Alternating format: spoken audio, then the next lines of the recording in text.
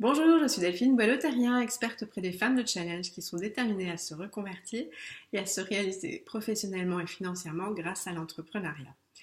Alors, est-ce que c'est votre cas aujourd'hui? Vous avez des clients de façon régulière et vous commencez à avoir un certain stress parce que vous travaillez de plus en plus et vous êtes en train de vous dire, effectivement, je souhaite avoir plus de clients, mais là, au vu du temps supplémentaire que ça me prend, j'ai peur que ça impacte significativement mon équilibre de vie.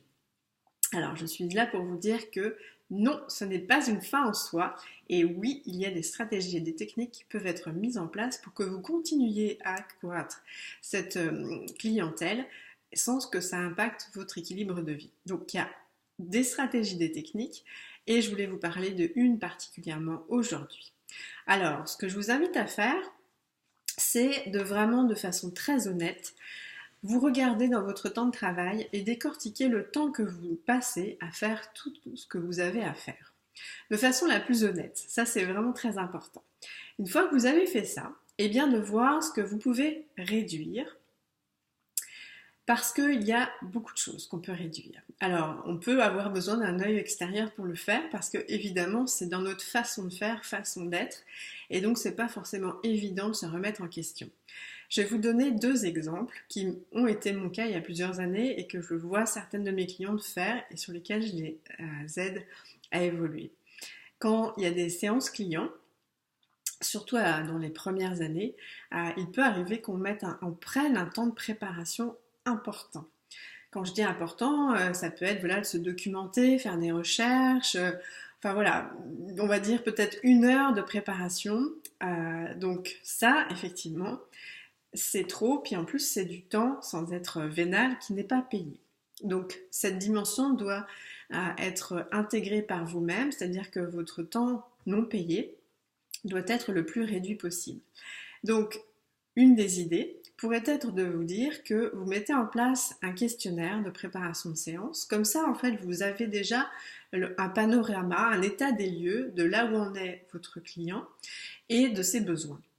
Cette préparation de séance, au fur et à mesure de l'application, et du fait aussi que vous connaissez le processus par lequel passent vos clients, eh bien en fait plus ça va aller et moins vous aurez besoin de temps pour préparer vos séances. Donc au fur et à mesure, 5 minutes, le temps de lire le questionnaire, de stabiloter les points clés et vous serez prête.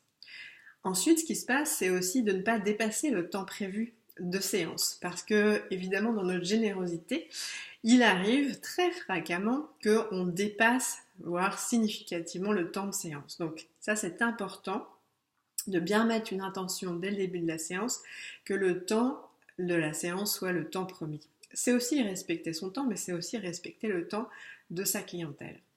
Et je vois aussi, et j'ai fait aussi il y a quelques années, après avoir accroché ou après avoir dit au revoir à ma cliente, eh bien de préparer une synthèse de ce rendez-vous. Alors ça, je vous invite aussi à le réduire ou alors à l'intégrer dans le temps de la séance. Voilà, il y a tout un tas de choses que vous pouvez réduire significativement et ça va vous dégager énormément de temps. Ça, c'est la première chose. La deuxième chose, c'est que dans tout ce que vous faites, eh bien, identifiez les outils qui vont vous permettre de vous simplifier la vie. Par exemple, pour les réseaux sociaux, il y a un outil qui s'appelle Hootsuite, Hootsuite, qui va vous permettre de programmer vos publications à travers vos différents réseaux sociaux. Alors, toute petite parenthèse, je vous invite à ne pas faire ça à 100%, c'est-à-dire de ne pas publier que via cet outil, puisque ce n'est pas l'approche aujourd'hui qui est recommandée dans cette approche très authentique. Ce serait un côté un peu spam, donc ça n'a pas vraiment de valeur. Mais en tous les cas, vous pouvez faire un certain nombre de publications via cet outil, et ça va évidemment vous sauver du temps.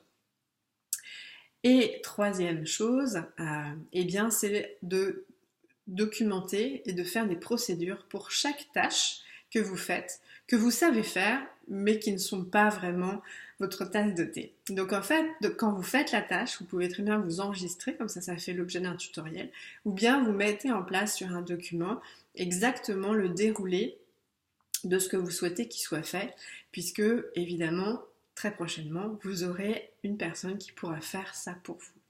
Donc voilà, c'est un moment clé de mettre en place ces actions qui vont vous permettre de passer à une autre étape significative de croissance, donc qui va vous libérer du temps et qui va vous permettre d'accueillir plus de clients.